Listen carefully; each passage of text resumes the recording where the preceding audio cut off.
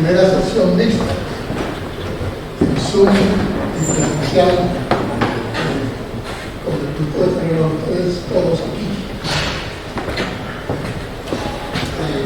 El propósito de esta reunión es recibir al doctor Alberto Gómez Gutiérrez como académico de número de esta venerable academia. Y yo quisiera decir unas palabras muy breves sobre el PhD Alberto Gómez Gutiérrez, PhD.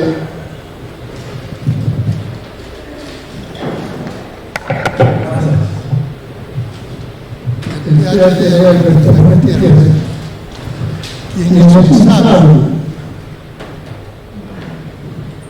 sabio producto de la Universidad Colombiana, complementado por un doctorado en la Universidad de Chile. Un sabio casi destinado, como que su casa estaba impregnada de ciencia. De seguro, la pasión por la química y la bioquímica nació en el laboratorio bacteriológico de su padre. De sus ramas escogió la genética y ha contribuido al conocimiento con una avalancha de publicaciones científicas de reconocimiento internacional. Es una suerte para las letras nacionales que la genética derive a veces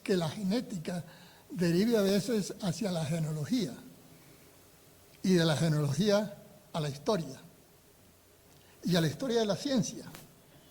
Y en Colombia esa historia pasa indefectiblemente por Mutis. No es de sorprenderse, por lo tanto, que el doctor Alberto haya hecho el tránsito a la historia por la vía muticiana. No sin que su curiosidad y vinculaciones lo hayan llevado a otros temas. A José Celestino Mutis le ha dedicado el grueso de su producción histórica. También la ciencia ha guiado su quehacer histórico para aportar en este país de ensayistas un ejemplar rigor y precisión. La historia no es una disciplina científica, pero gana muchísimo con que su investigación sea guiada por la metodología de la ciencia. Alberto Gómez lo ha hecho con elegancia y minuciosidad. Los jóvenes investigadores bien podrían adoptarlo como modelo. Otra bandera del doctor Gómez ha sido la educación. A ella se ha dedicado desde cuando terminó sus estudios, vinculándose a la Universidad Javeriana. En eso lo ha acompañado quien fuera su compañerita del colegio Helvecia y ahora es su esposa, doña Elena García Reyes Roethlisberger. Con ella ha compartido la pasión por enseñar.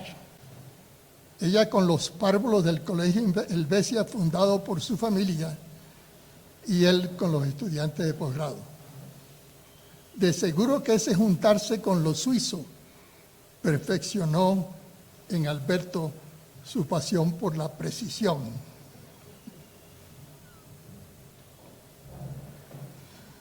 Lo que no se sospechaba doña Elena era que tras casarse con un científico iba a terminar, para fortuna de ella y nuestra, con un historiador. Bienvenido a la Academia Colombiana de Historia en calidad de numerario. Doctor Gómez, su incorporación nos honra.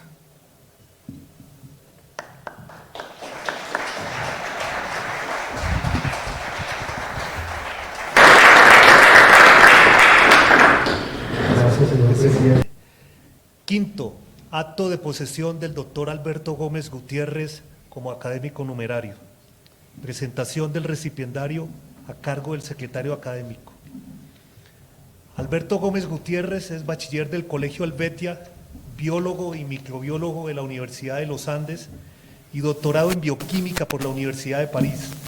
Ha sido director del Instituto de Genética Humana, profesor titular de la Facultad de Medicina y director del Departamento de Microbiología en la Facultad de Ciencias de la Universidad Javeriana. En 2011 recibió el Premio Nacional de Ciencias Exactas, Físicas y Naturales de la Fundación Alejandro Ángel Escobar por su trabajo Patrones de Identidad Genética en poblaciones contemporáneas y precolombinas. Es autor de más de 130 artículos científicos en el campo de la genética y la historia de la ciencia, y autor y editor de varias publicaciones sobre viajeros científicos en Colombia, incluyendo Al cabo de las velas, expediciones científicas en Colombia, siglos XVIII, XIX y XX, Ciencia Javeriana, los jesuitas y el desarrollo de la ciencia en Colombia, siglos XVI al XX, Medicina Científica Muticiana, publicado en 2008, Filosofía Natural Muticiana, publicado en 2009, A impulsos de una rara resolución, El viaje de José Celestino Mutis al Nuevo Reino de Granada, 1760-1763, La expedición helvética, viaje de exploración científica en 1910 de los profesores Otto Fuhrmann y Eugene Mayor, Academia Muticiana, El Dorado, estampas de viaje y cultura de la Colombia suramericana, de Ernst y Walter Rotisberger, Humboldtiana Neogranadina en 5 volúmenes, publicado en 2018, Boticas y boticarios jesuitas en Santa Fe y las misiones de la Orinoquia, Nuevo Reino de Granada, 1616-1767. Además de miembro de número de la Academia Colombiana de Historia, es miembro correspondiente de la Academia Colombiana de Ciencias Exactas, Físicas y Naturales, de la Academia Nacional de Medicina de Colombia y de la Academia Colombiana de la Lengua.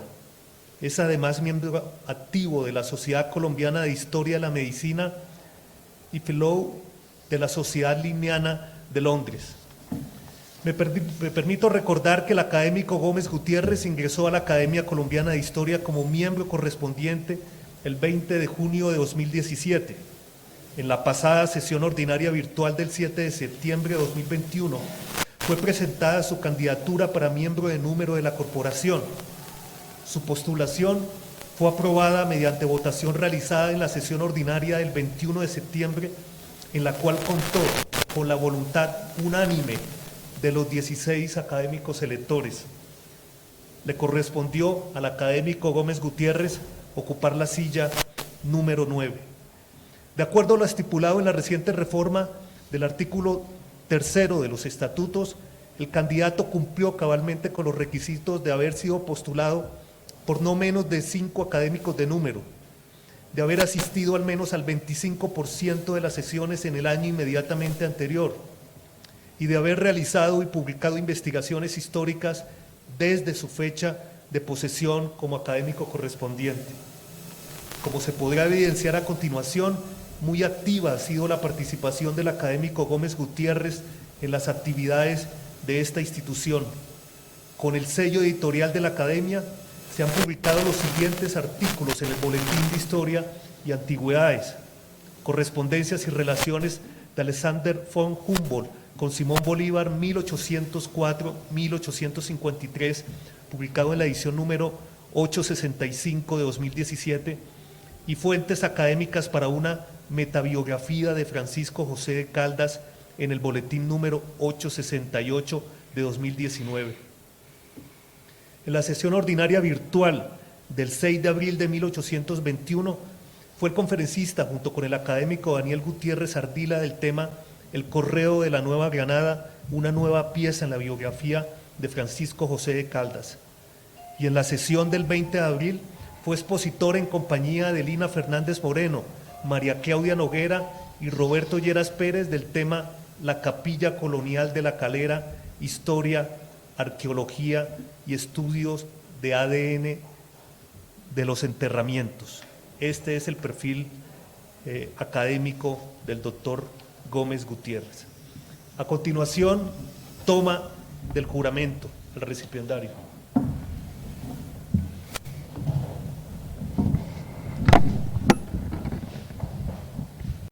A continuación, disertación del recipiendario sobre el tema La extrema sutileza de don Jaime Navarro, fuentes para la historia de la vida y obra del compañero de viaje de José Celestino Mutis al nuevo reino de Granada 1760-1775.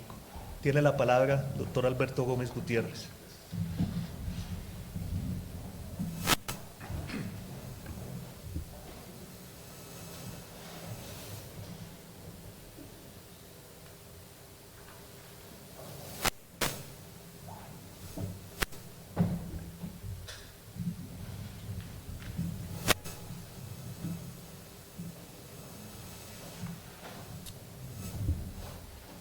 Señor presidente, señores miembros de la Junta Directiva,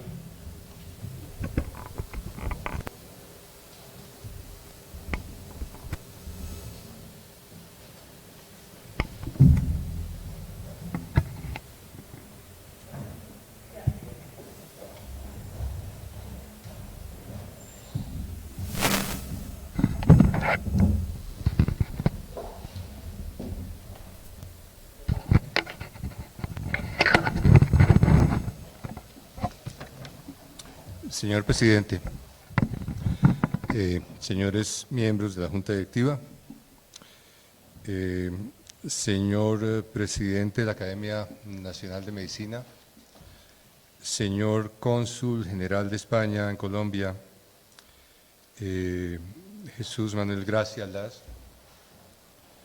académico Armando Martínez Garnica, señoras y señores académicos, señoras y señores invitados especiales.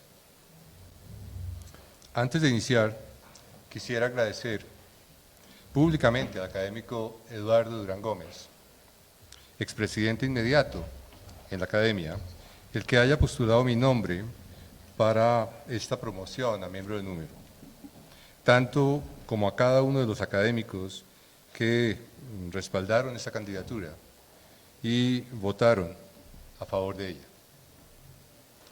Con esta validación concluye el periodo de prueba de miembro correspondiente, como me lo definió hace 5 años en su casa Jorge Arias de Grave, que nos acompaña por vía digital. Jorge lideró muy gentilmente con el académico Luis Horacio López mi ingreso a esa categoría. Un agradecimiento también muy especial a Armando, faro indiscutible de la alta historia contemporánea, porque tuvo la enorme gentileza de desplazarse desde Bucaramanga a Bogotá hoy para este acto presencial. Esto es un signo más de una amistad que se hace cada vez más entrañable, Armando, a partir de nuestro origen común santanderiano. Como es costumbre,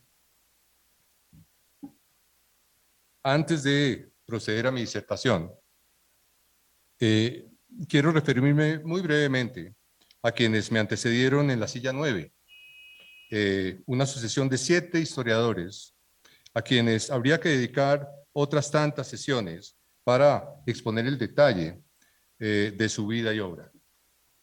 En 1902,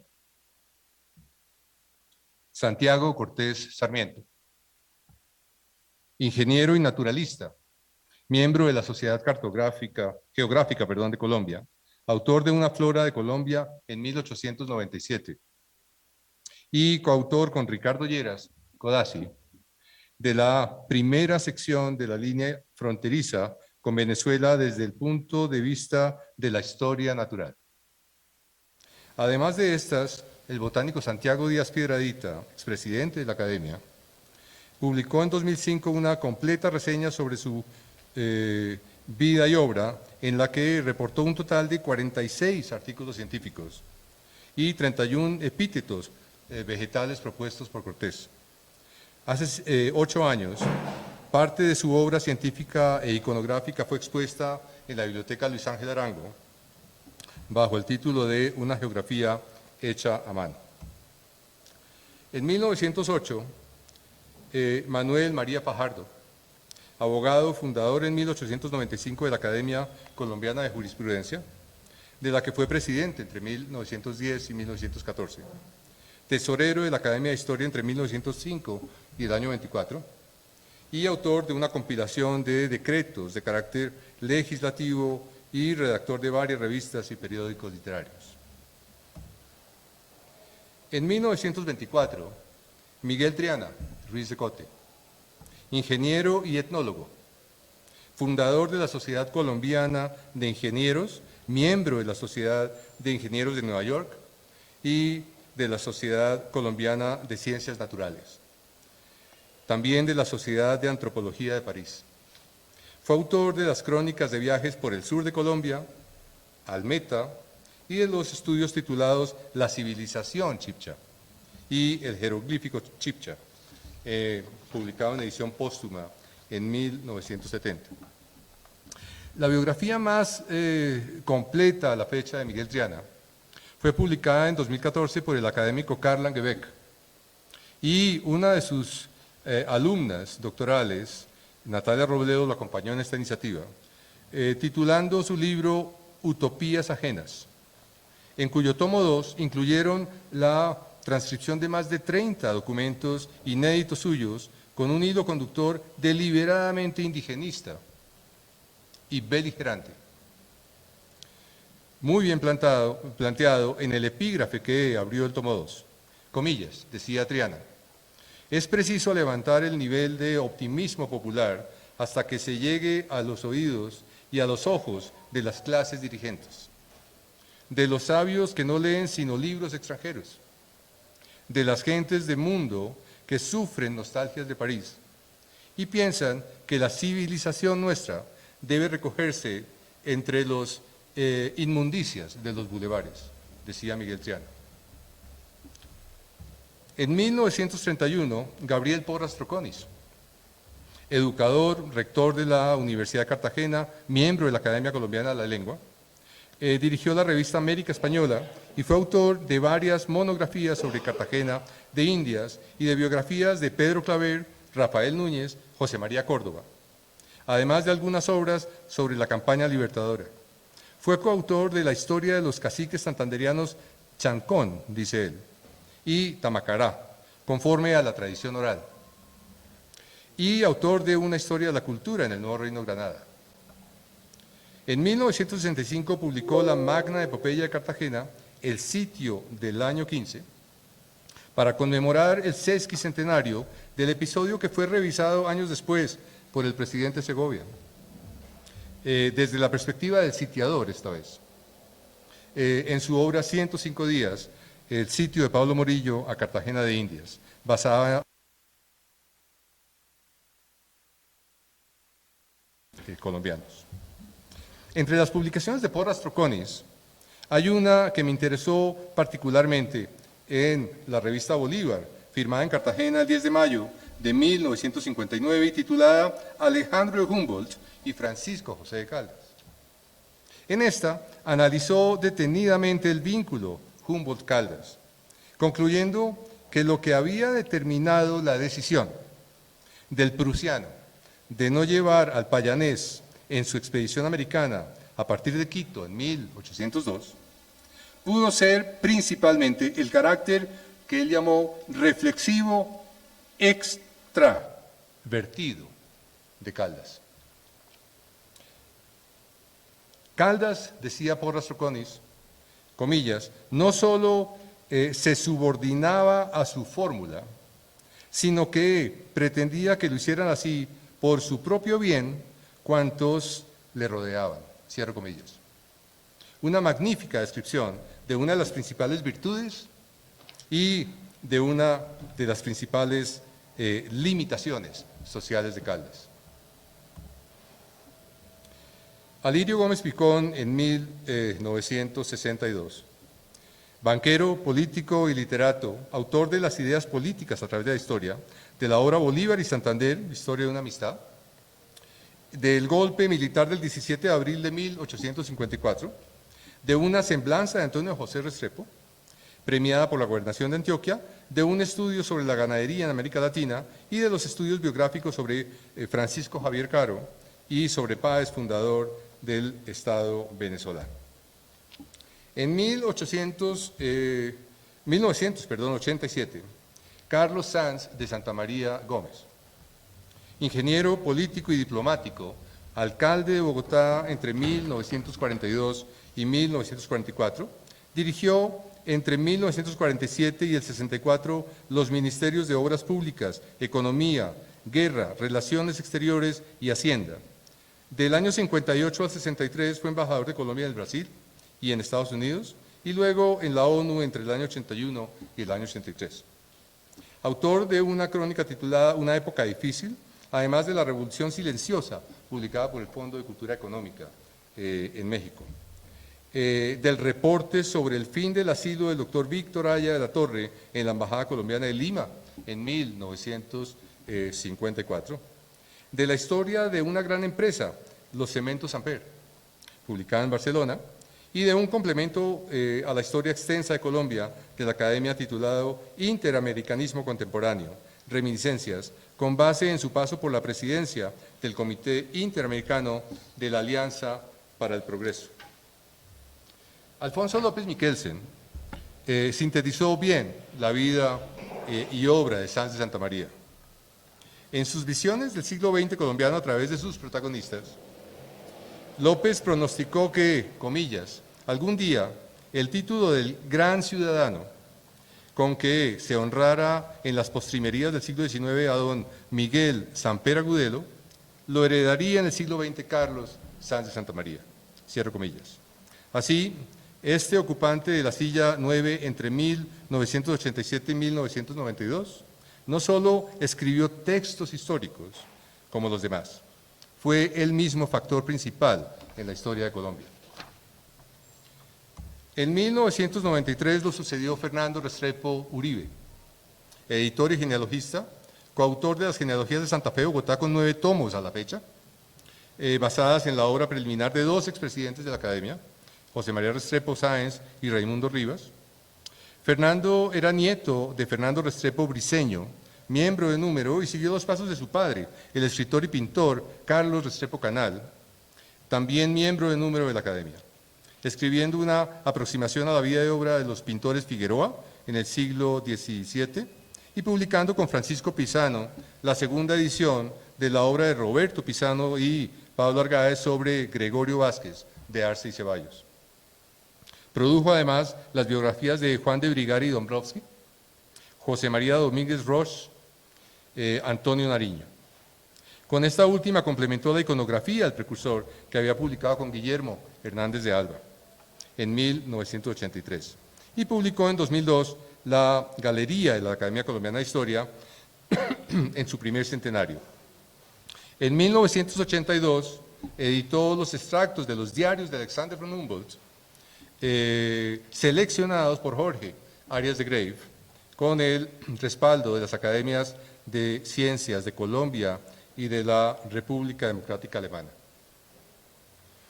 A todos ellos yo quisiera enviar hoy un saludo póstumo con la ilusión de no defraudarlos en esta asociación.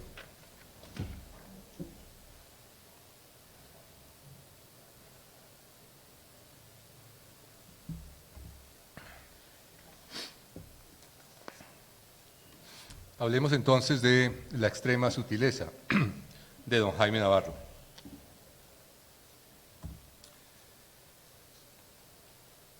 La verdadera historia es, y debe serlo, la tradición fiel y genuina de hechos positivos, formando este importante edificio sobre bases firmes que sean construidas por documentos auténticos, inconcusos y fechas y fehacientes, perdón. Así la entiendo yo, amado Padre mío, salvo el mejor dictamen de su merced.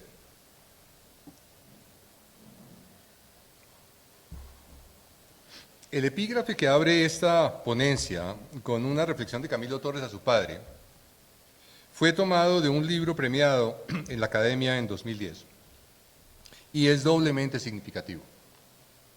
En primer lugar, porque presenta bien una intención historiográfica cimentada sobre bases firmes que sean construidas por documentos auténticos, inconcusos y fehacientes, como la que hemos pretendido en la historia de Jaime Navarro, con 9 documentos y 2 anexos que se aportan en calidad de fuentes primarias inéditas. En segundo lugar, porque justamente conecta este trabajo con el fondo documental Camilo Torres Tenorio, conservado en el Archivo Histórico de la Universidad Javeriana, en Bogotá, en donde encontramos con Jaime Bernal, hace más de 10 años, diversas fuentes excepcionales mientras trabajábamos sobre la historia de los jesuitas en Colombia y su impacto en el desarrollo de la ciencia en nuestro país. Una de estas fuentes llevaba por título Disertación sobre la extrema sutileza del mercurio respecto del aire, y nos reveló la existencia y la importancia del compañero de viaje, vida y obra de José Celestino Mutis en ese territorio. El hallazgo de este manuscrito, que trata sobre la física de un elemento químico en el archivo de un pensador esencialmente jurídico, como Camilo Torres, fue en un primer momento sorprendente. Y además de este, hallamos en este mismo fondo 3 documentos manuscritos que nos llevaron a producir la trilogía mutisiana que mencionó el señor secretario y a concluir la obra a impulsos de una rara resolución, el viaje de Mutis al Nuevo Reino de Granada entre el año 60 y el año 63. Este libro precede y complementa la obra que se presenta hoy. Esta será publicada en el segundo semestre de este año con el apoyo de la Academia, de la Universidad Javeriana y de la Universidad del SINUC. Así, la extrema sutileza de don Jaime Navarro, título de esta publicación y de esta ponencia, se puede reportar primero al documento manuscrito original, pero también al carácter del protagonista, tan sutil como para no haber sido aún registrado debidamente en la obra de ningún historiador, en una multitud de autores que se han referido a la vida y obra de Mutis en estos territorios y en España. Esta percepción, justifica bien la inclusión de un segundo epígrafe, que corresponde a uno de los escolios, yo diría, más urgentes hoy, de Nicolás Gómez Dávila. La sociedad no se civiliza bajo el impulso de prédicas sonoras, sino bajo la acción catalítica de gestos discretos, decía Gómez Dávila. De todos los descriptores incluidos en este escolio, sociedad, civilización, prédicas sonoras, acciones catalíticas y gestos discretos, solo trataré sobre la acción catalítica de los gestos discretos en torno a el caso de Jaime Navarro en la segunda mitad del siglo XVIII. Y lo haré siguiendo brevemente estos 8 apartados. En esos 8 apartados, la vida y obra de este colega de Mutis en España, entre el año 49 y el año 60, en su viaje de Madrid a Santa Fe, entre el año 60 y 61, en Santa Fe, entre el año 61 y 1765, en las minas de La Montuosa, entre 1765 y 1766, de vuelta en Santa Fe, entre el año 66 y el 70, y en los 4 años en el río Atrato, entre 1770 y 1774, y finalmente en su permanencia en Santa Fe entre el año 74 y 75, antes de su regreso a España. Iniciemos entonces con el primer apartado. Cádiz y Madrid, el año 49 al año 60. El primer encuentro de Jaime Navarro con José Celestino Mutis se habría dado a mediados del siglo XVIII en el sur de España, cuando, en palabras del historiador José Antonio Amaya, Navarro habría sido su, comillas, condiscípulo en el Colegio de Cirugía de Cádiz, cierro comillas. Ambos habrían asistido a este Real Colegio desde el año 49, un año después de su fundación por Pedro Virgilí. A pesar de este acerto de José Antonio, no se ha podido precisar la cronología de estudios de Jaime Navarro en Cádiz. Así es que, por el momento, tendremos que seguirla a través de la de Mutis, de quien el historiador español Juan Rafael Cabrera Afonso reportó que había sido, comillas, el colegial número 30 del Real Colegio, y se podría considerar que pertenece a la primera promoción, cuyos componentes inician sus estudios entre el 4 de enero del año 49. Solo conocemos de 7 de ellos, entre quienes estaría Jaime Navarro, pero de los restantes que continuaron como cirujanos, el 50% habrían ascendido o estaban a punto de hacerlo antes de febrero del año 52, fecha en que se retira Mutis, cierro comillas. Entre el año 53 y el 57, Mutis, y estamos siguiendo a Navarro con Mutis, Mutis ejerció como médico y cirujano en el Hospital de Marina de Cádiz, y esta práctica le permitió validar su título de médico ante el Real Protomedicato de Sevilla, obteniéndolo en junio del 57, y revalidándolo al mes siguiente frente al Real Protomedicato de Madrid, apenas 3 meses después de su grado. Mutis fue nombrado en la principal cátedra de Anatomía de Madrid, con sede en el Hospital General, con el título de médico sustituto.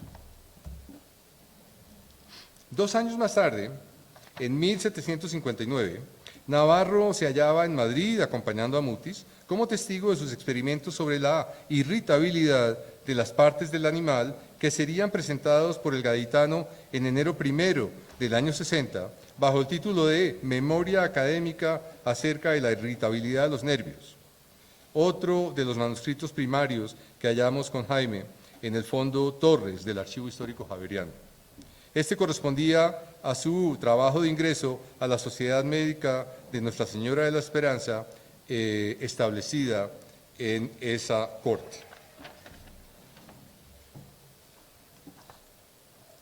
En sucesivos experimentos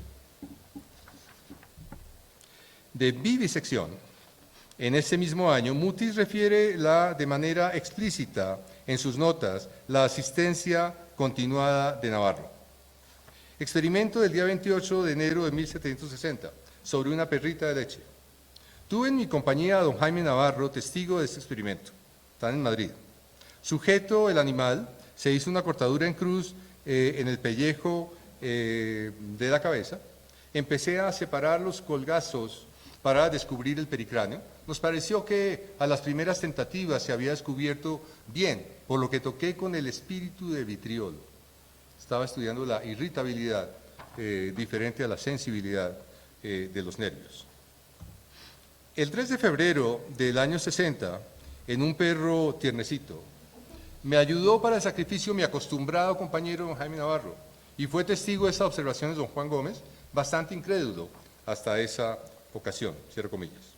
Según su propio testimonio, Mutis había sido incorporado a la corte madrileña desde el año 58 con otros colegas, y uno de ellos, Jaime Navarro, lo acompañaría al Nuevo Reino de Granada, ambos en calidad de médicos del virrey Pedro Mesía de la Cerda. Antes de pasar a América, Jaime Navarro fue también admitido en la Sociedad Médica de Nuestra Señora de la Esperanza, en Madrid, con su disertación sobre la extrema sutileza del mercurio respecto del aire. La ponencia de Navarro trataba sobre un tema tanto más sofisticado, tal vez, que el de la irritabilidad de los nervios que presentó Mutis, y se resolvía con elementos de la física, de la química y de la filosofía, más que con los de la vivisección orgánica. Su pregunta de investigación sobre la naturaleza del mercurio como elemento constitutivo de la naturaleza era concreta, comillas, si el ojo, el más perspicaz, si el más perfecto microscopio, nada descubren en este, pues a fuer de espíritu burla nuestros órganos, ¿podremos acaso determinar su delicadeza? Cierro comillas. Para resolver esa pregunta submicroscópica, Navarro se basó en las autoridades del momento, citándolas en este manuscrito: Descartes, Boerhaave, Muschenbroek y Jean-Antoine Nollet, entre otros. Esa era la ilustración de Navarro. Su respuesta, nodo central de su disertación frente a la sociedad de ilustrados, lo llevó a considerar diversos aspectos de la física en relación con la composición y compresibilidad del aire, basándose en el razonamiento experimental. Nosotros, decía Navarro, deducimos consecuencias de sólidos principios acreditados con la experiencia. Por ejemplo, el aire es comprensible por sí. Los cuerpos que volitan en él no son comprensibles. Luego, el aire, cuando menos impuro se tome, mayor compresibilidad experimentará. Si se encuentra purísimo, será en extremo comprensible, y tanto que casi no podrá determinarse. Esa era la extrema sutileza del mercurio en el aire. Cierro comillas. Terminaba su discurso con un elogio destinado al rey con propósitos evidentemente políticos en beneficio de la nueva ciencia y del establecimiento académico. Decía Navarro, entonces el soberano tendrá la satisfacción más sólida y la más digna de un rey. Hallará el aumento de su grandeza y de su magnificencia en la felicidad y contento de sus vasallos. Es una manera como uno cierra los proyectos en conciencias para que le aseguraran la financiación, probablemente. La historia de la Sociedad Médica de la Real Congregación de Nuestra Señora de la Esperanza fue revisada por Miguel Ángel Sánchez en la revista Historiador Español, en la revista Medicina e Historia, y allí se presentan los detalles de su creación, su organización y sus fines, con un completo listado de sus miembros, incluyendo a Mutis y a Navarro, como 2 de sus 15 socios de número.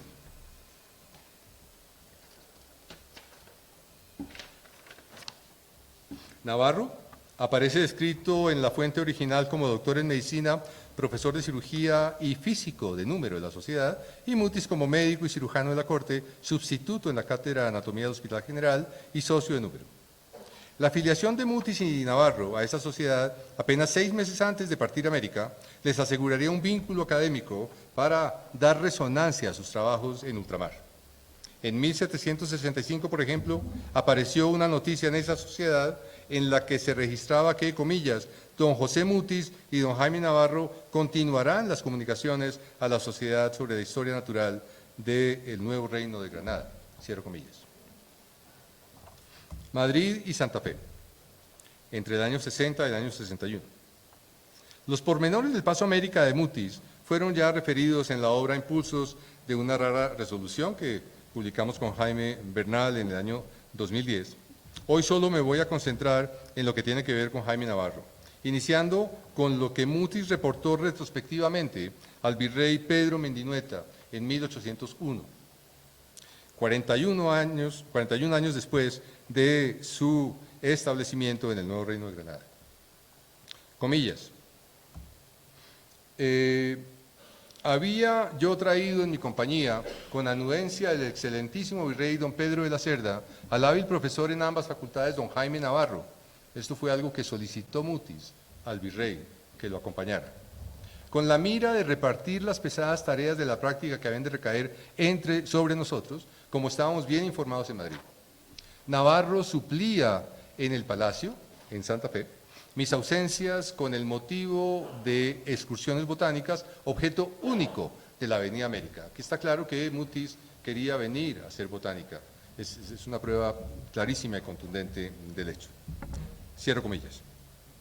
Con base a esta nota de Mutis, voy a proceder a vuelo de pájaro a una relación cronológica, es así ordenada, de las ejecutorias de Jaime Navarro desde su partida de Madrid el 28 de julio de 1760 a su regreso a España cerca de 15 años después. Este sobrevuelo servirá para dar las primeras luces sobre su carácter y sobre sus ejecutorias. Iniciemos con su partida, tal como fue registrada en el diario de observaciones de Mutis. 28 de julio de 1760, lunes. Hoy salí de Madrid acompañado de don Jaime Navarro, que se determina a seguirme a la América a las 8 de la noche con las recuas de Dos López. Cierro comillas. Un mes después, el viernes 17 de octubre, ya en alta mar, se refirió nuevamente a su compañero en función de la descripción de una de las especies que encontró en su travesía. Comillas. Entrada la mañana comenzó la brisa y empezamos a caminar aventajadamente. Di principio a examinar mi pájaro y examinados bien sus caracteres, hallé ser un Laureus lin, había sido descrito por Linneo. Guardo su descripción para ponerle frase si me confirmo mi conjetura. Entregué el pájaro a mi compañero Navarro para que lo preparase, lo que ejecutó en el barco, con la incomodidad que trae consigo un lugar donde faltan todas las proporciones para hacer las cosas bien. Cierro comillas. La tripulación llegó sana y salva a Cartagena de Indias el miércoles 29 de octubre de 1760, con algo más de un mes y 20 días de navegación desde el puerto de Cádiz. Después de 6 meses más de viaje por el Magdalena y la Cordillera Oriental, la comitiva llegó a Santa Fe el martes 24 de febrero de 1761.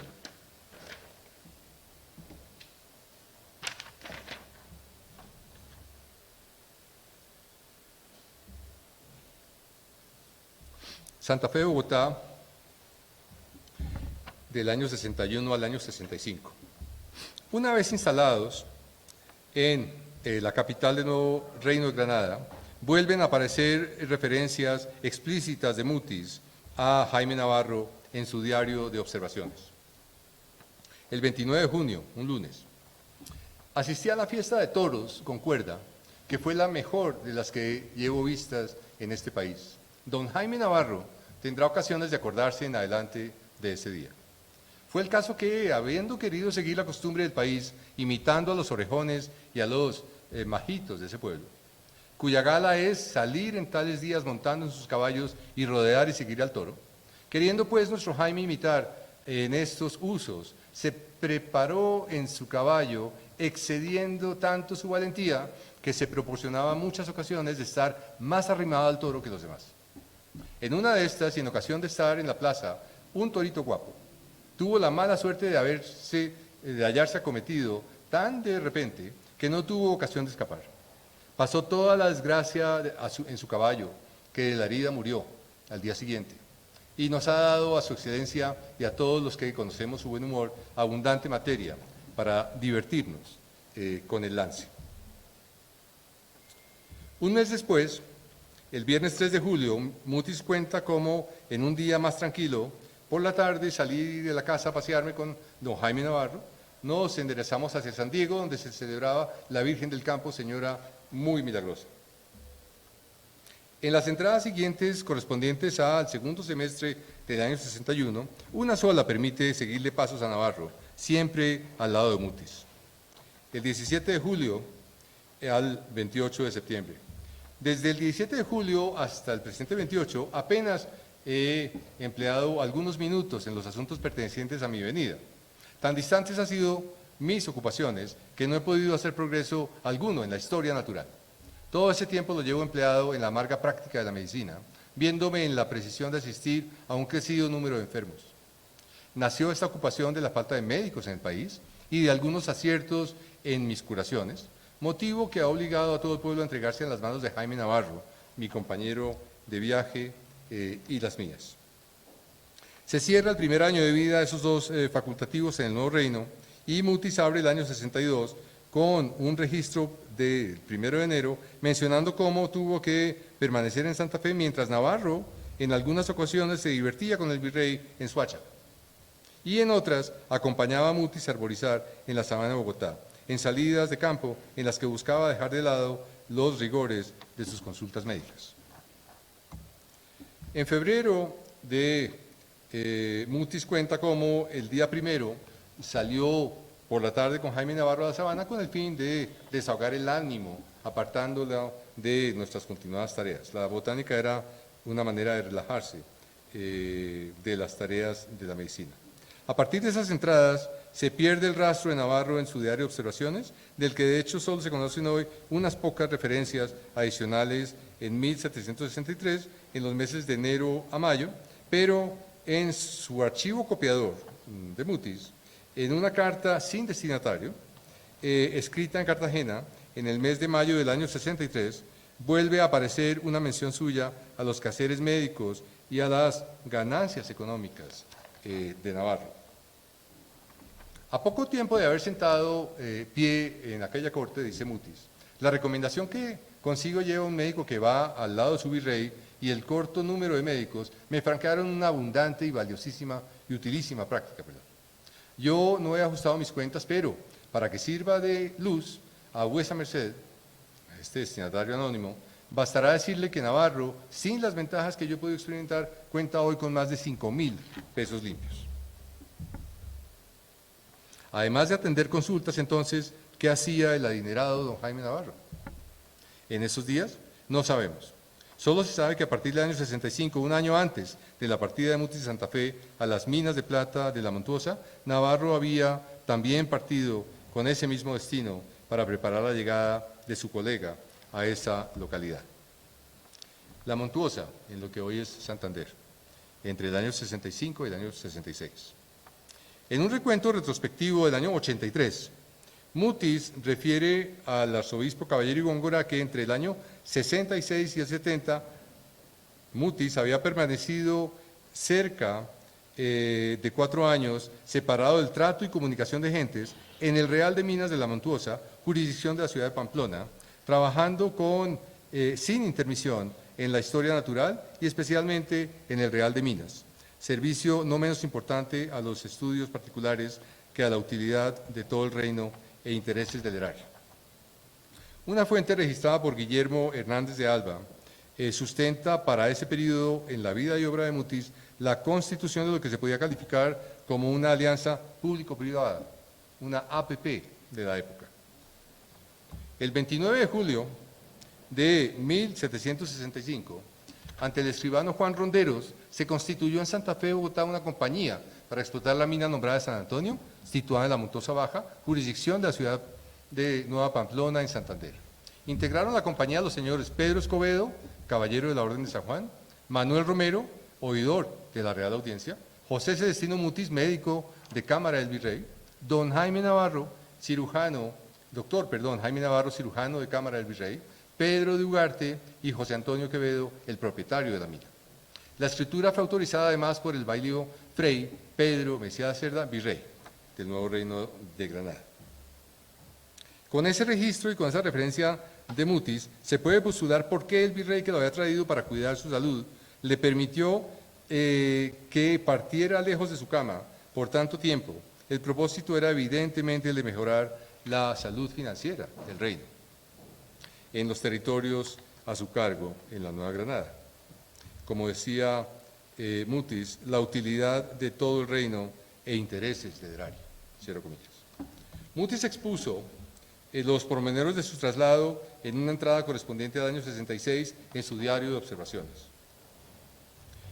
Llegué a mi deseado destino en el Real de la Montuosa Baja, en Pamplona, aunque yo venía bastantemente informado de la infelicidad del sitio por don Jaime Navarro, había vivido en él cerca de un año, nunca pude formar juicio cabal ni hacer concepto de lo que es el sitio en realidad.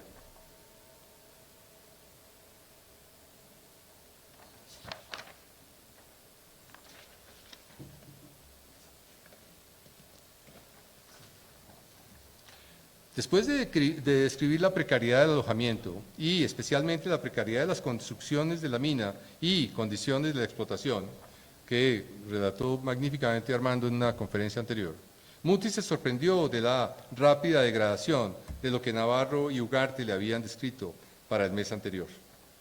Aquí está la descripción de lo dramático que era el sitio, pero no me voy a extender ahí porque probablemente Armando les va a hablar un poco más de esa mina. El plan de explotación y los rendimientos pretendidos en esta mina se pueden consultar en este documento titulado Natural, breve y muy seguro método de beneficiar la plata por azogue, comunicado por don Jaime Navarro, redactado 3 meses después de constituirse la sociedad. Con esta hoja de ruta y con Mutis en calidad de superintendente, la nueva compañía minera podía esperar mejores beneficios. Se puede constatar en efecto que Mutis estaba muy pendiente de la iniciativa y que había aconsejado personalmente en Santa Fe a Jaime Navarro en la redacción de su propuesta de manejo, puesto que en una carpeta que se conserva hoy en el archivo del Real Jardín Botánico de Madrid, con los manuscritos originales asociados a la explotación de la mina, se halla además una portadilla redactada, manuscrita por Mutis, con el mismo título, seguida de la misma introducción. Y más que estos documentos, se encuentra en ese mismo archivo una advertencia para el beneficio de los metales de la Montuosa Baja, en letra original de Mutis. Perdón, es esta. Sí, perdón. Esa es la advertencia, en letra original de Mutis. El detalle de la contabilidad de la mina, tal y como fue registrada por Navarro para el año 65, presentada por Ugarte y luego revisada por Mutis, se podrá consultar en la obra que vamos a publicar en el segundo semestre. Por su parte, el virrey Mesías Lacerda, socio de la compañía de explotación, redactó en Santa Fe al menos 6 oficios a Mutis, refiriéndole sus impresiones y determinaciones sobre los sucesos que le reportaba el gaditano en esa época, muy posiblemente después de comentarlos con Jaime Navarro, el médico de cabecera, sustituto en Santa Fe, quien ya había vivido de primera mano las particularidades de la explotación. Pero todos los esfuerzos de Mutis y del virrey por enderezar la explotación fueron en vano.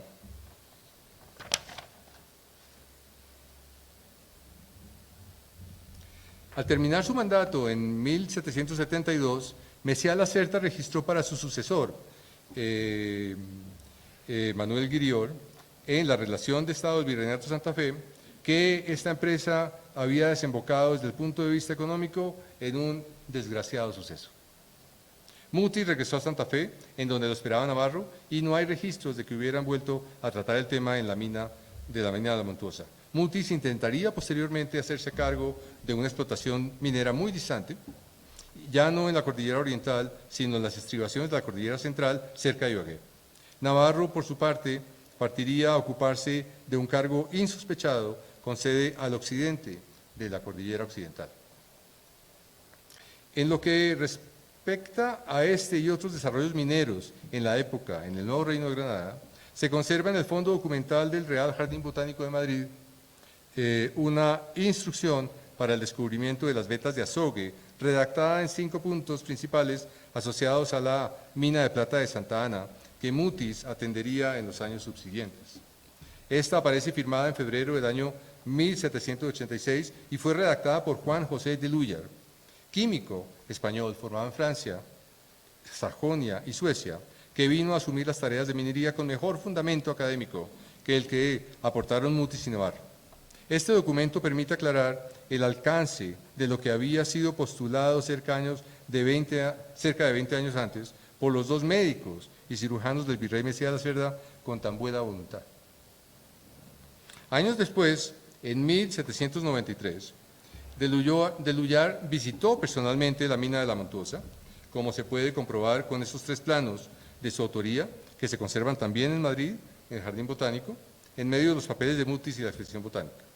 Para esos días, en la última década del siglo XVIII, Mutis se había quedado ya en el Nuevo Reino de Granada sin su compañero de viaje, el sutil Jaime Navarro, quien, después de pasar por la mina del Real de Vetas a Santa Fe para relevar a Mutis en la cabecera del virrey, se había exiliado en la gobernación del Chocó, antes de regresar a Santa Fe para luego retornar a España en una fecha precisa, aún indeterminada. La evolución de la vida y obra de Mutis y Navarro en la década de los 70 del siglo XVIII estaría asignada por el fin del periodo de Mesías Lacerda a la cabeza del Virreinato de la Nueva Granada. Ambos, Mutis y Navarro, enfrentaron un dilema, el de regresar o no a su tierra natal con Pedro Mesías Lacerda. Mutis, encantado por la naturaleza americana y ya comprometido con Linneo por una serie de cartas que se habían cruzado, así como por su vocación sacerdotal, que había asumido en 1772, que fue cuando se ordenó Mutis, 12 años después de llegar al Nuevo Reino de Granada. Mutis, se había entregado a la ciencia de la religión, sin abandonar del todo la medicina, la minería y las demás facetas que lo erigieron en sus propias palabras en el oráculo del nuevo reino. Navarro había regresado a Santa Fe en 1766, lo dijimos, para cubrir a Mutis con el virrey, pero como se verá a continuación, para apoyarlo en otras tareas relativas a la medicina.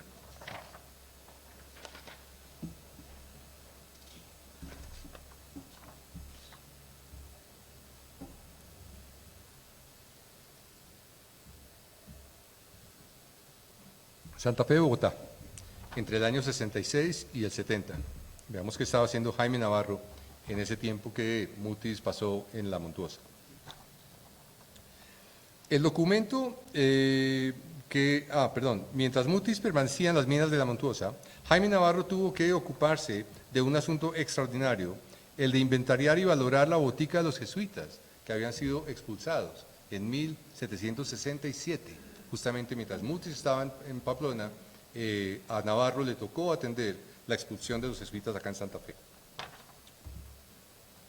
El documento que sustenta esta tarea se titula Cuaderno de Inventario y Avalúo de los Bienes de los Efectos de la Botica de este Colegio Máximo, y entrega que de ella se hizo para su administración y manejo de don Antonio Gorraez, con la intervención de don Jaime Navarro. Este aparece firmado varias veces por el compañero de viaje de Mutis y fue concluido en Santa Fe en noviembre 15 de 1767.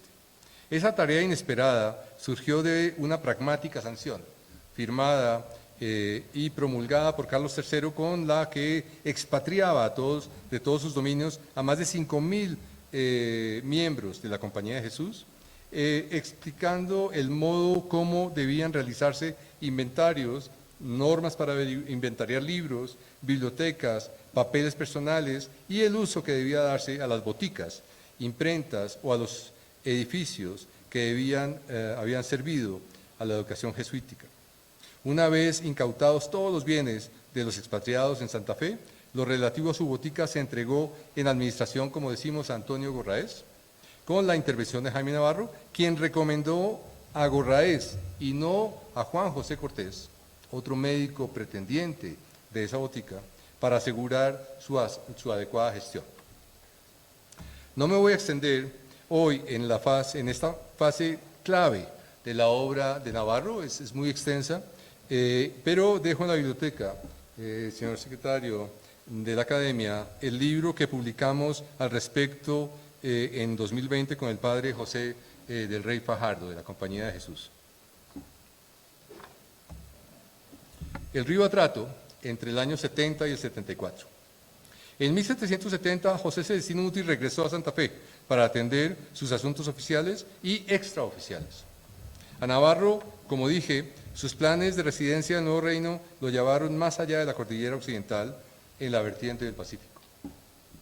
Un informe anónimo que postulamos como de su propia autoría, datado el 12 de septiembre del año 70 y conservado en el Real Jardín Botánico de Madrid, permite fundamentar su traslado a tierras tan distantes.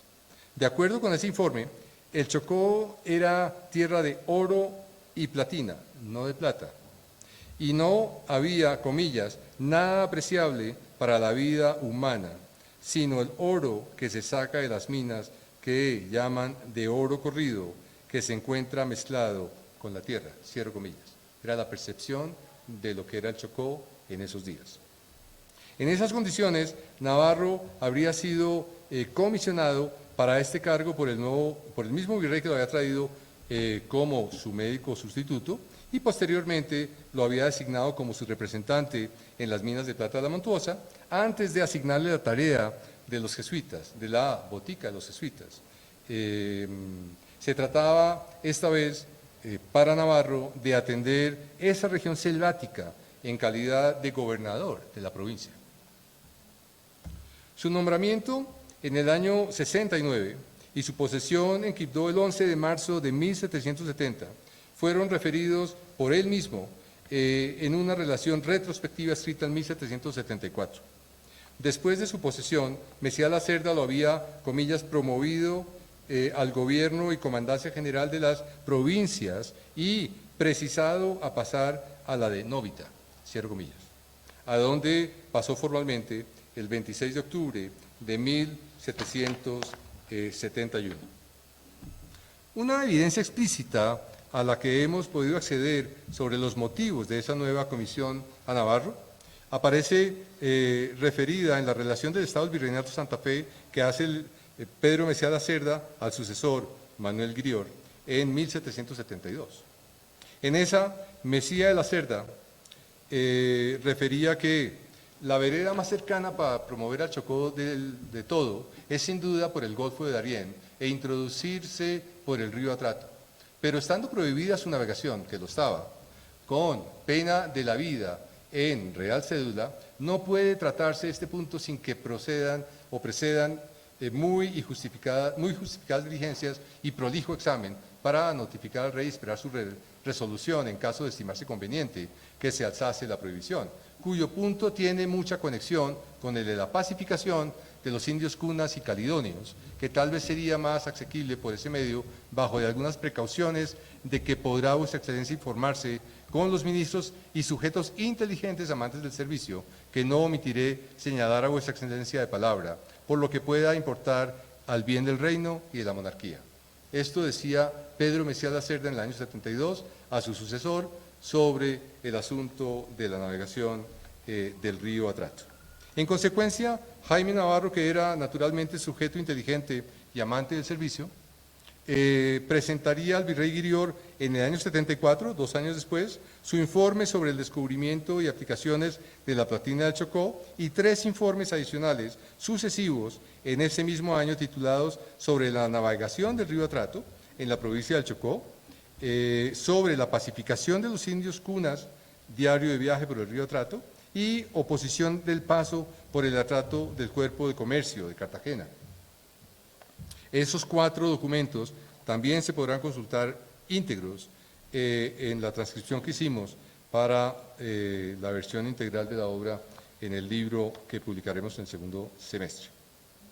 Y también algo que pareció muy interesante era comparar eso mismo con lo referido por el fiscal Moreno y Escandón en las visitas que hizo en ese mismo tiempo y en su informe sobre el estado del Virreinato de Santa Fe en 1772 que le fue asignado por Pedro Messiá Lacerda. Es decir, ahí hay 2 fuentes interesantísimas de comparar, lo de Moreno y Escandón y lo de Navarro, de cómo se aproximaban y eventualmente lo que hay de Navarro en Moreno y Escandón.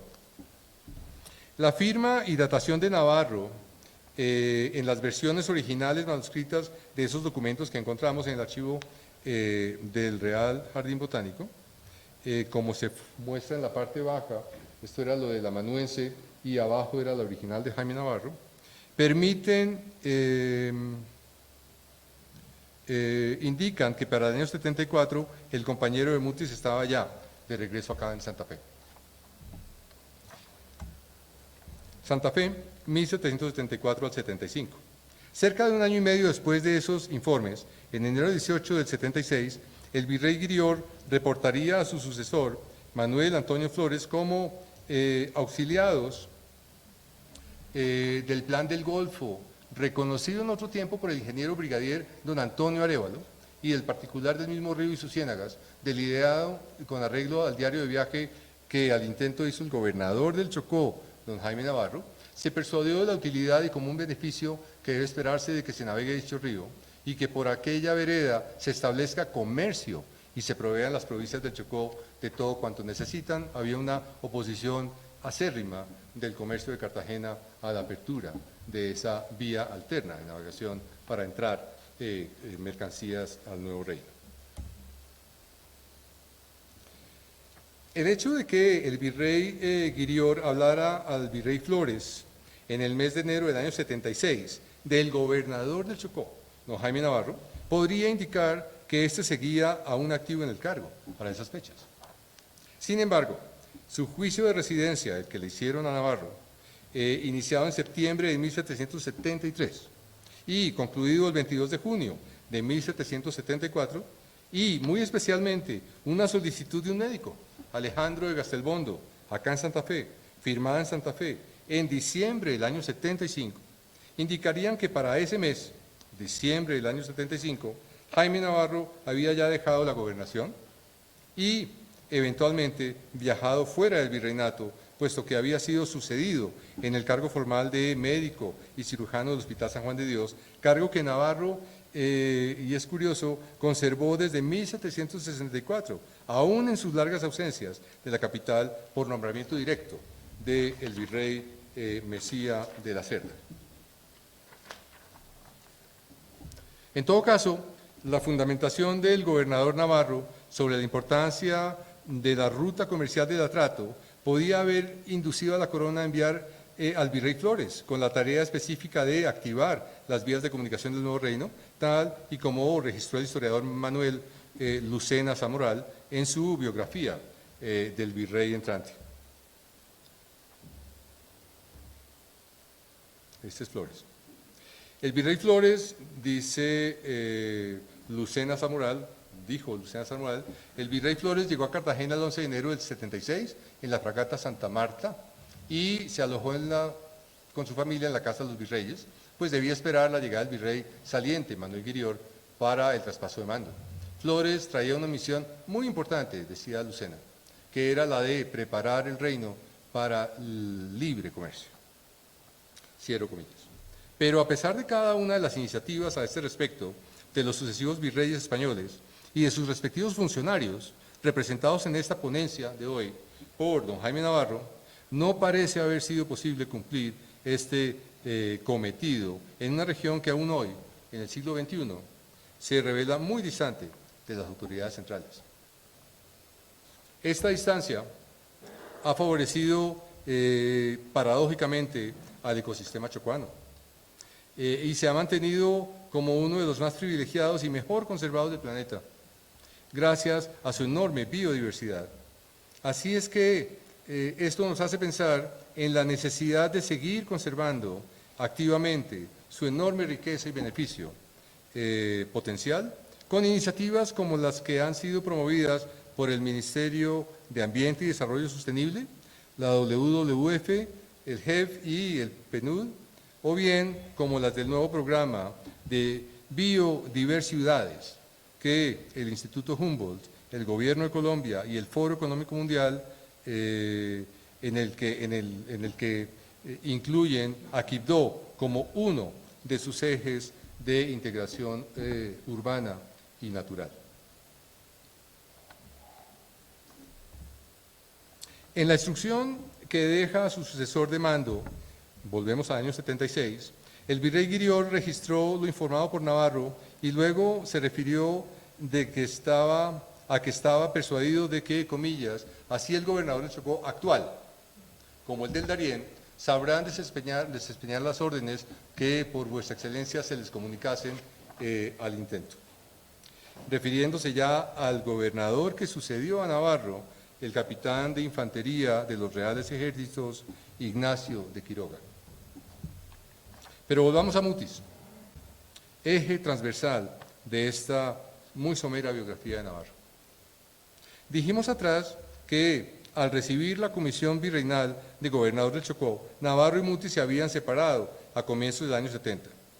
Aunque esta separación de su compañero de viaje no fue definitiva, puesto que convivieron todavía algunos años en estas tierras, no hemos encontrado ninguna evidencia de su correspondencia epistolar o de un eventual reencuentro con Mutis en los días que corrieron desde el regreso de Navarro a Santa Fe en el año 74 y el exilio del gaditano a las Minas del Sapo, cerca de Ibagué, en el año 76, o en su posterior radicación en Mariquita, en los años 80. Es entonces muy posible que, como dijimos, para mediados del año 75, Navarro hubiera ya partido del Nuevo Reino de Granada para radicarse en España. Esa hipótesis se puede apoyar adicionalmente en tres entradas finales del diario de Mutis, el diario de observaciones de Mutis. La primera, datada el domingo 2 de julio de 1778, en las Minas del Sapo de Ibagué, pues comporta un silencio muy explícito sobre su compañero de viaje americano, revelando un eventual distanciamiento geográfico ya definitivo en esos días. Comillas, en esos días, 12 de julio del 78, en esos días, decía Mutis, me ha ocurrido el pensamiento, y ahora lo apunto acá, que mi planta descrita en 72 con el nombre de Navarria, es esta, puede ser una nueva especie de anacardium. Nada dijo Mutis en su registro dominical sobre su compañero de tantos años en el momento de cancelar su nombre como epónimo taxonómico. Así es que, en ausencia de un epónimo alterno o de más noticias sobre sus vínculos en esos días, se puede postular que Navarro ya no estaba en el Nuevo Reino a mediados del 78.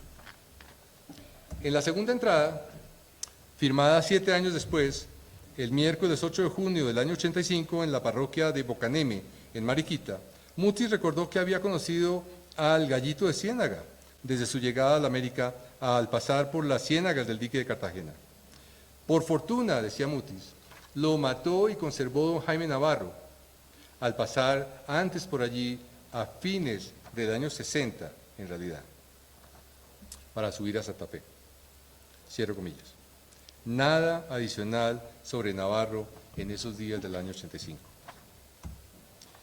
Una última entrada en el diario Observaciones de Mutis fue firmada exactamente un mes después, el viernes 8 de julio de 1785 en Mariquita, y en esa recordaba hechos también pretéritos relacionados con sus observaciones zoológicas. Decía: hoy por la mañana temprano me traen un oso hormiguero. No quise perder la ocasión de describirlo prolijamente, no habiendo tenido tiempo en otras ocasiones. Y aunque se haya bien pintado en mis lienzos de historia natural, estaba yo ausente de Santa Fe, donde se hacían, subrayo, esas pinturas, bajo la dirección de don Jaime Navarro, como se hicieron bajo las mías en todo el tiempo de su ausencia por el convenio que hicimos, cierro comillas. Esa observación permite, por un lado, sustentar la labor zoológica de Jaime Navarro en Santa Fe, probablemente durante los 4 años de ausencia de Mutis entre el año 66 y 70, y por el otro, confirmar que su compañero había partido ya del Nuevo Reino, pues no estaba a la mano para ayudarlo en sus ilustraciones. Mutis, en efecto, escribió que éstas se hacían y no que éstas se hacen bajo la dirección alterna de Navarro, según un convenio explícito. Finalmente, resulta muy significativo que Navarro, el facultativo más cercano a Mutis y quien lo había apoyado en sus indagaciones botánicas desde los días de su partida en Madrid, no fuera solicitado por él, por Mutis, como adjunto en el proyecto de expedición botánica que Mutis presentó al virrey Caballero y Góngora en el año 83. Y sobre todo que no hubiera mencionado a Navarro en los 2 informes escritos en enero 30 del 83 al ministro de Estado español José de Gálvez, en los que le reportaba el impacto de la epidemia de viruela en el Nuevo Reino de Granada en 1782 y le comentaba sobre la importancia del método general para curar viruelas que había publicado, comillas, para suplir de algún modo la escasez de médicos instruidos y contener los errores de viejas y curanderos. Cierro comillas. Nada de Navarro en ese tiempo, de viruelas y de reportes de alta medicina. Es claro, en consecuencia, que la partida de Navarro a España tuvo que darse antes del año 83 y muy probablemente entre el año 74 y 75, teniendo en cuenta lo referido por su sucesor en la gobernación de Chocó, Ignacio Quiroga, en un asunto judicial tramitado justamente a finales del año 75. Este documento es clave, debo agradecer a Daniel Gutiérrez, que me lo ayudó a conseguir en el Archivo General de la Nación. Ignacio de Quiroga decía: en virtud del nombramiento del juez de residencia de la provincia de Chocó, que se dignó a hacerme nuestro actual virrey, decía Quiroga, tomado la de don Jaime Navarro del tiempo que fue gobernador allí hasta el presente, no se me han satisfecho los costos y salarios que se causaron en ella.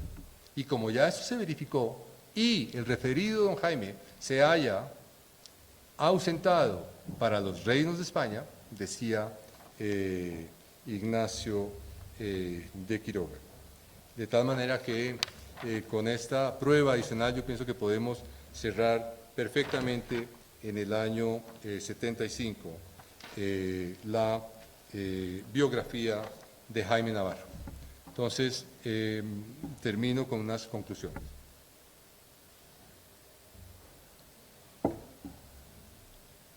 Muchos años después, al iniciar el siglo XIX, y en el informe retrospectivo que mencioné al comenzar la ponencia, al virrey Mendívnueva en el año 1, Mutis aludió al marco temporal de su convivencia con Navarro en el Nuevo Reino de Granada, mencionando a su compañero por última vez en el curso de su vida, esto es en el año 1801, en las fuentes que hemos podido encontrar y aportar al día de hoy.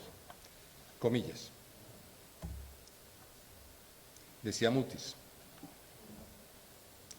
Posteriormente, regresado a España don Jaime Navarro, único profesor de nuestra mayor confianza en los casos arduos y consultas, se han ido apareciendo algunos médicos y causamos por la casualidad de venir a promover personalmente sus recursos al superior gobierno o la de internarse a provincias más distantes. Cierro comillas.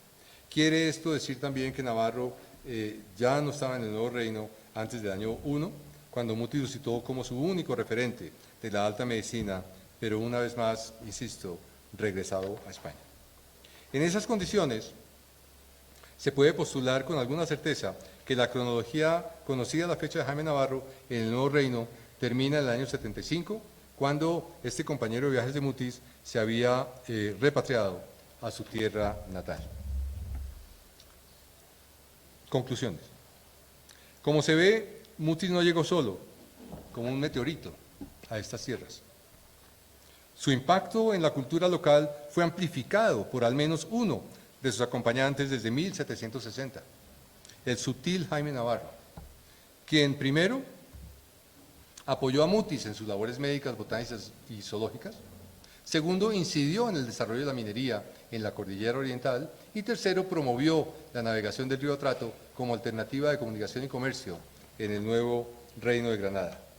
Así, con base en las fuentes primarias y secundarias que hemos podido aportar sobre la vida y obra de Jaime Navarro, todas estas incluidas, como digo, y comentadas en el libro que va a complementar el artículo que se va a publicar en el Boletín de la Academia, se puede concluir que este médico, minero y gobernador transdisciplinar fue un protagonista clave en el desarrollo de la ciencia y la sociedad del Nuevo Reino de Granada entre 1760 y 1775 y que sus hitos biográficos deben ser materia de estudios sucesivos para fijar con mayor propiedad los determinantes de la colonización española ilustrada en la segunda mitad del siglo XVIII en los territorios que hoy corresponden a Colombia.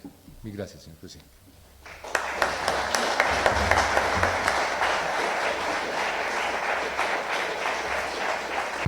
Muchísimas gracias, doctor Alberto, por esta tangencial biografía de un personaje, para mí en todo caso, y para la mayoría de los colombianos, aún los que son cultores de la historia, totalmente desconocido. Hasta el día en que tú me enviaste el primer esbozo de un posible libro o artículo sobre Jaime Navarro, yo no tenía ni la mínima noción y reto a cualquiera aquí que me diga que sí la tenía. Así que, aruñando fuentes, porque es lo que has hecho, aruñando fuentes, has descubierto una lumbrera. Alguien que el nuevo Reino de Granada y Colombia hoy podrían estar muy orgullosos. No en la categoría de Mutis, por supuesto, pero ahí cerca. Aparte de que tuvo funciones ejecutivas en la gobernación de una provincia tan compleja como el Chocó, ¿no? Y yo me había tropezado, pero no me acordaba de él sin consecuencia. Como gobernador de Chocó, alguna vez que estudié las minas de oro de Colombia, ¿no? Pero una constelación. Muchas gracias. Ese solo trabajo, Alberto, amerita en que hoy te estemos recibiendo como académico de número. Muchas gracias.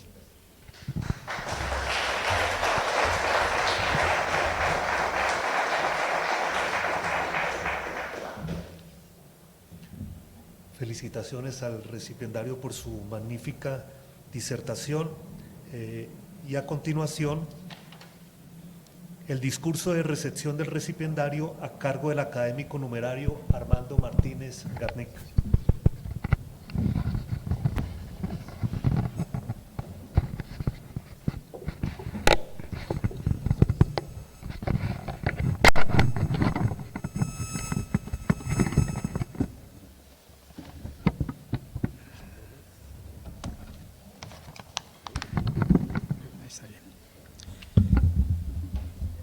La experiencia de investigaciones del doctor Alberto Gómez Gutiérrez cubre un amplio espectro temático en la genética, la microbiología y la inmunología, dada su temprana formación en biología, microbiología y bioquímica, como nos lo ha recordado el señor secretario de la Academia en su presentación.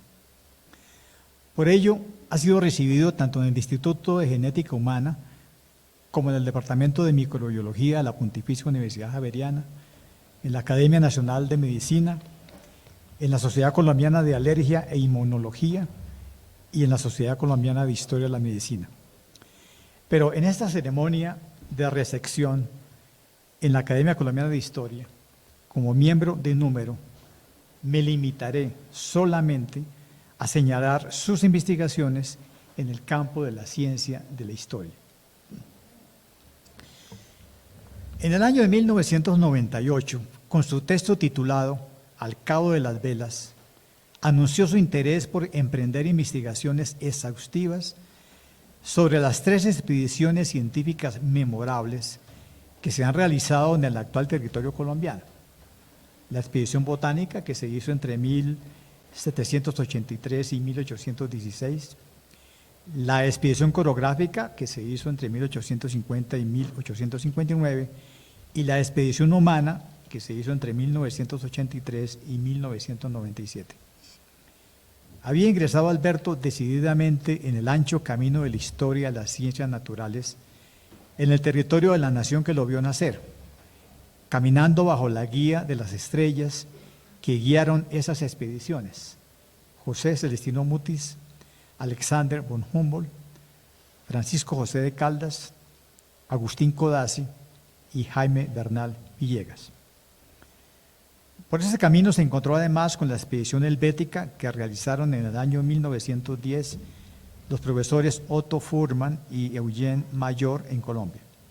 El primero era un profesor de zoología en la Universidad Suiza de Neuchâtel, especialista en cestos, que yo no lo sabía, son gusanos planos. El segundo, médico de formación, que estaba cautivado por el estudio de los micromicetos, que son los hongos parásitos de las plantas.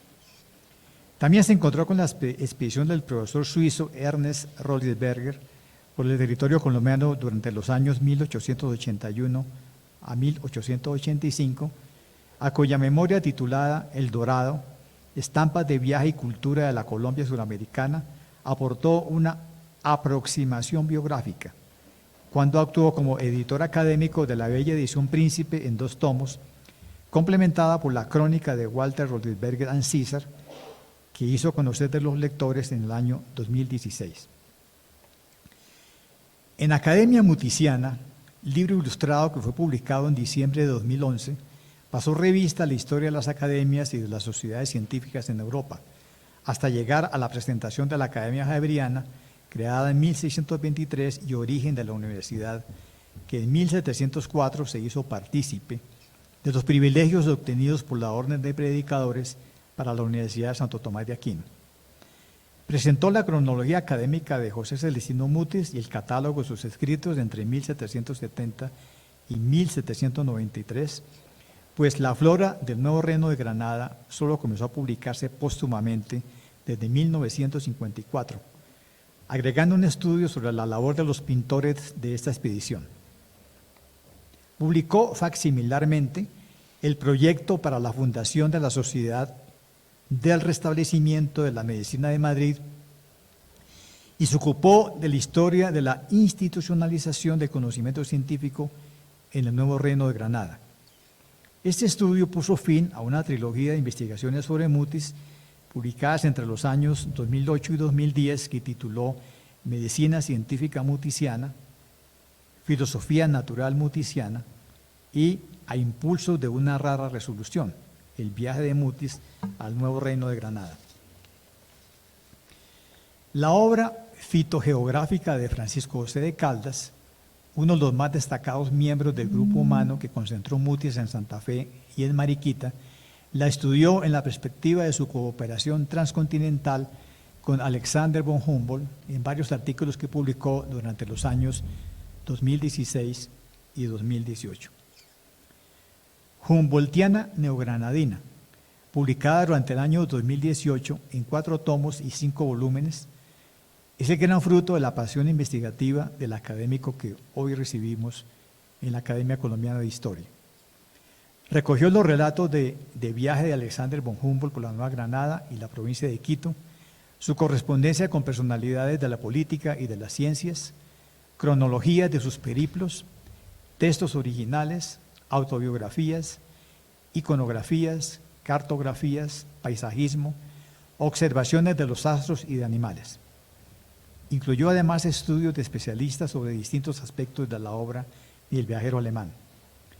Sus publicaciones sobre los hermanos Alexander y Wilhelm von Humboldt habían comenzado en el año 2013, cuando yo estaba de lleno inmerso en las fuentes relacionadas con ellos y ofrecía avances de lo que se consolidó en esta gran obra. Sus investigaciones sobre Mutis lo condujeron a tropezar con su compañero de viaje a Santa Fe y con discípulo de estudios en el Colegio de Cirugía de Cádiz, en quien no había reparado nunca la historiografía de las ciencias en la Nueva Granada, don Jaime Navarro, quien vino en 1760 con Mutis en la comitiva del virrey Pedro Mesía de la Cerda y también como médico. Antecedió a Mutis en el proyecto minero de la Montosa Baja, en la provincia de Nueva Pamplona, donde consignó su experiencia técnica para beneficiar el mineral de plata con azogue. Nadie había seguido la trayectoria de Navarro en las provincias del Chocó hasta 1774, si hemos de creer los datos de hoy, y es probable que tenga toda razón porque el juicio de residencia empezó en 1773, donde experimentó en descubrimientos de minas de platino, la navegación del río Atrato y la pacificación de los indios cunas, como se nos ha mostrado en detalle esta noche. Seguramente allí comprobó lo mismo que en la Montuosa Baja, es decir, la escasa rentabilidad de la explotación minera con las técnicas de la época y regresó a España, probablemente después de haber perdido los 5.000 pesos que había amasado en la práctica médica. Sus brillantes resultados obtenidos en el campo de la historia de las ciencias y de las expediciones científicas durante los últimos 25 años, publicados en ediciones muy bien cuidadas y profusamente ilustradas, ameritan con creces su ingreso a la silla numerada de nuestra institución. Me place entonces darle la bienvenida al doctor Alberto Gómez Gutiérrez como individuo de número a la Academia Colombiana de Historia.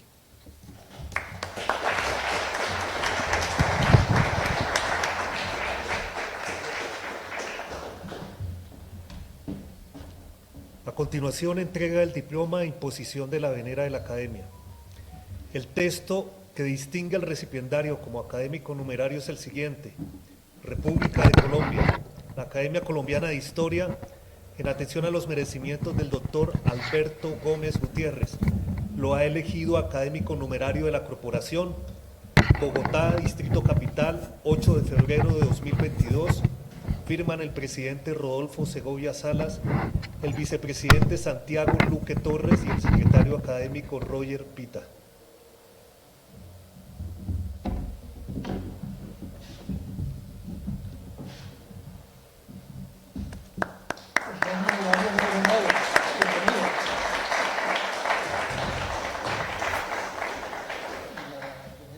Ahí vamos. A continuación, la imposición de la venera a cargo de Elena García Reyes, esposa del recipiendario.